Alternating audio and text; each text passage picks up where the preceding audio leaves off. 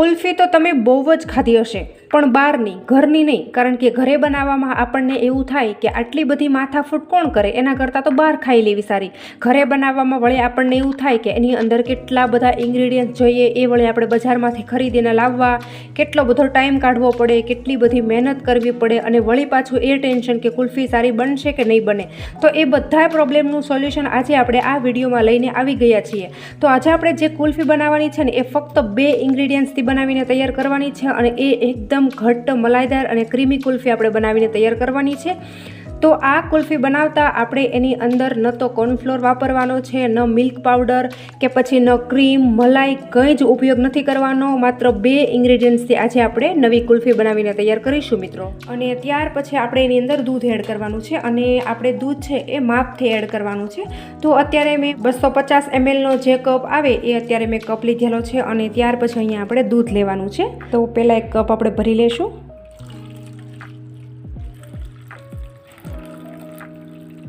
Add કરી દઈશું. ફરી વખત આપણે બીજો કપ ભરી લેશું.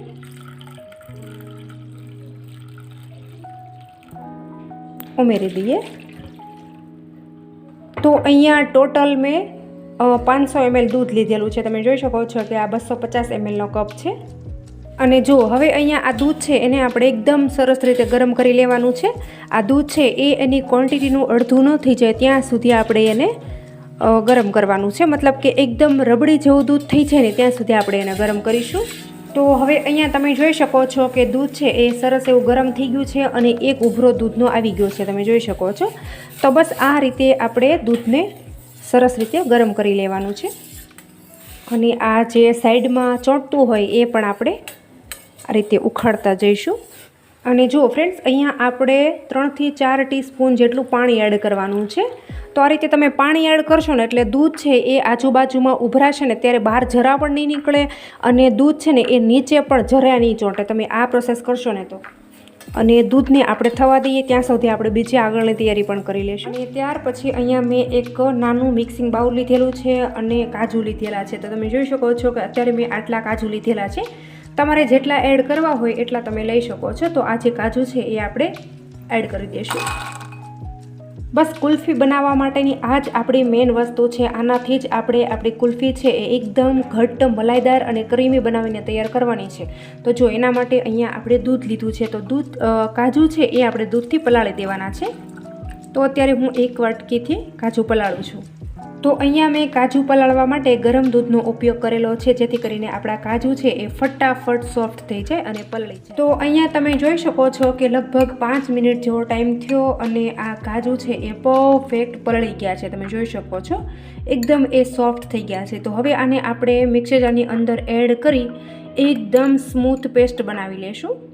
તો હવે અહીંયા તમે જોઈ શકો છો કે મેં કાજુને એકદમ સ્મૂથ પેસ્ટ બનાવી લીધેલી છે. તમે જોઈ શકો છો આનાથી જ આપણી કુલ્ફી એકદમ ક્રીમી બનીને તૈયાર થશે. તમે જોઈ શકો છો કે અત્યારે આનું ટેક્સચર મેં કઈ રીતનું રાખેલું છે. તો હવે અહીંયા તમે દૂધને પણ જોઈ શકો છો, બિલકુલ એની ક્વોન્ટિટીનું એકદમ અડધું થઈ ગયું છે. અને આ રીતનું અડધું થશે ને એટલે એનો કલર છે એ ચેન્જ થઈ જશે. તમે જોઈ શકો છો કે થોડો પીળાશ પડતો કલર આવી ગયો છે. તો અત્યારે અહીંયા મેં કોઈ પણ જાતનો ફૂડ કલર કે પછી કેસર એવું કંઈ જ આની અંદર એડ નથી કરેલું. તમે જોઈ શકો છો. બસ આ રીતનું થાય પછી આપણે એની અંદર જે કાજુનું મિશ્રણ બનાવીને રાખ્યું છે એ પણ ઉમેરી દેવાનું છે.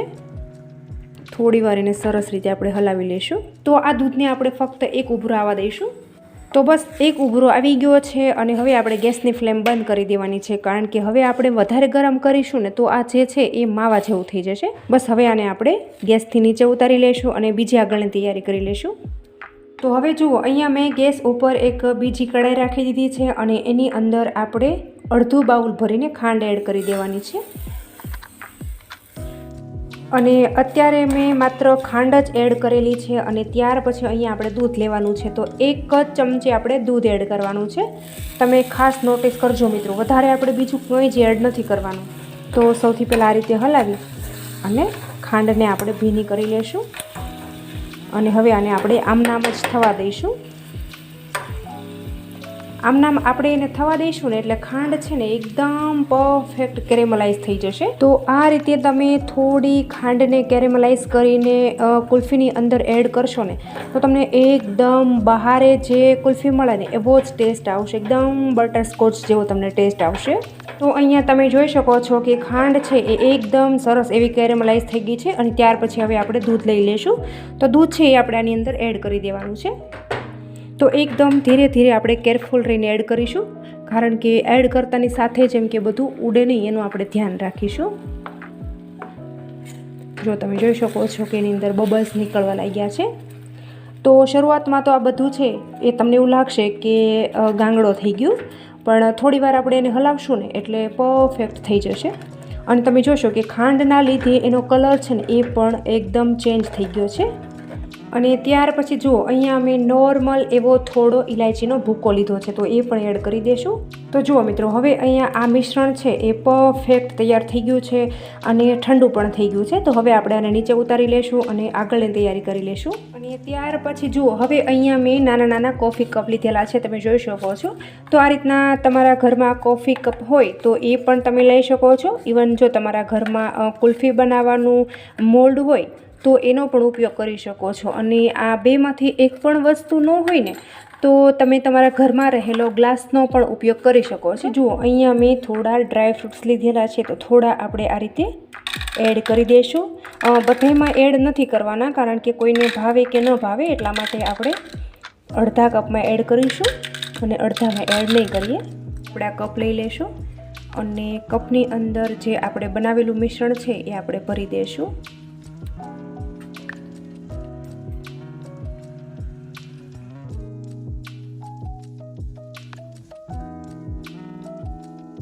અને હવે જુઓ અહીંયા જે બચેલું ડ્રાયફ્રૂટ છે એ પણ આપણે થોડું થોડું ઉપરથી એડ કરી દેવાનું છે.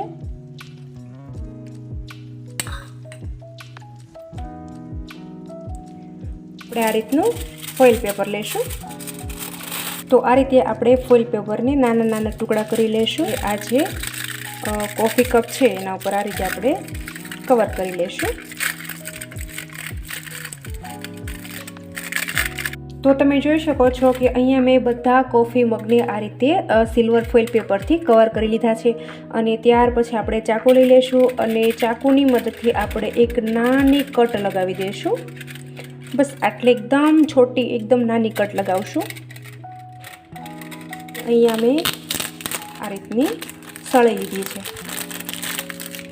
અને આપણે કટ કરી લઈશું.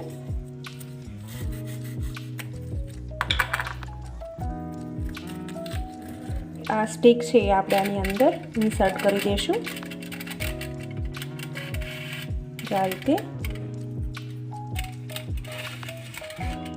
અને જુઓ, હવે આપણે આ કોફી કપ છે એને આ રીતે આપણે ટ્રેમાં લઈ લઈશું અને ફ્રીઝરમાં રાખી દેવાના છે. તો આ આઈસ્ક્રીમ મેં સાંજે બનાવેલો છે અને હવે આપણે આને ઓવરનાઇટ ફ્રીજની અંદર રાખી દઈશું. મતલબ કે આખી રાત આપણે ફ્રીઝરની અંદર રહેવા દઈશું, એટલે સવાર થશે ને એટલે બધી કુલ્ફી બનીને તૈયાર થઈ જશે. તો બસ હવે આ કુલ્ફીને આપણે ફ્રીઝરની અંદર રાખી દેવાની છે. તો જુઓ ફ્રેન્ડ્સ, એક રાત થઈ ગઈ છે અને હવે આ કુલ્ફીને આપણે ચેક કરી લઈશું. તો તમે જોઈ શકો છો કે જોતાં જ આપણને એવું લાગે છે કે પરફેક્ટ એ જામી ગઈ છે. તો હવે અહીંયા તમે જોઈ શકો છો કે એકદમ પરફેક્ટ આપણી કુલ્ફી છે એ જામી ગઈ છે, મતલબ કે કુલ્ફી બની ગઈ છે. હવે આપણે આ જે સિલ્વર ફોઇલ પેપર છે એ આપણે કાઢી લઈશું. તો આ રીતે આપણે સૌથી પહેલાં બધી કુલ્ફીમાંથી સિલ્વર ફોઇલ પેપર છે એને આપણે હટાવી દેવાનું છે. જો તો આ રીતે આપણે સૌથી પહેલાં કપને થોડો આ રીતે દબાવીશું ને એટલે પોચી પડી જશે અને ત્યાર પછી આપણે આ રીતે ખેંચી લઈશું. વાવ, તમે જોઈ શકો છો કે કેટલી સરસ એકદમ ઘટ્ટ ક્રીમી આપણી માવા કુલ્ફી બનીને તૈયાર થઈ ગઈ છે. જોતાં જેમ કે મોઢામાં પાણી આવી જાય ને એટલી સરસ આ કુલ્ફી બનીને તૈયાર થઈ છે. તો મિત્રો તમને મારી આજની આ ફક્ત 2 ઇન્ગ્રીડિયન્ટ્સમાંથી કુલ્ફી બનાવવાની રેસીપી કેવી લાગી ને એ મને કમેન્ટમાં તમારો ફીડબેક જરૂરથી આપજો. અને તમે આ વિડીયો ક્યાંથી જોઈ રહ્યા છો ને એ પણ મને કમેન્ટમાં લખવાનું બિલકુલ નહીં ભૂલતા. અને હજુ સુધી તમે મારી ચેનલ ઉપર નવા છો અને ચેનલને સબસ્ક્રાઈબ નથી કરીને તો બાજુમાં રહેલી ઘંટી દબાવી તમે મારી ચેનલને સબસ્ક્રાઈબ કરી લેજો.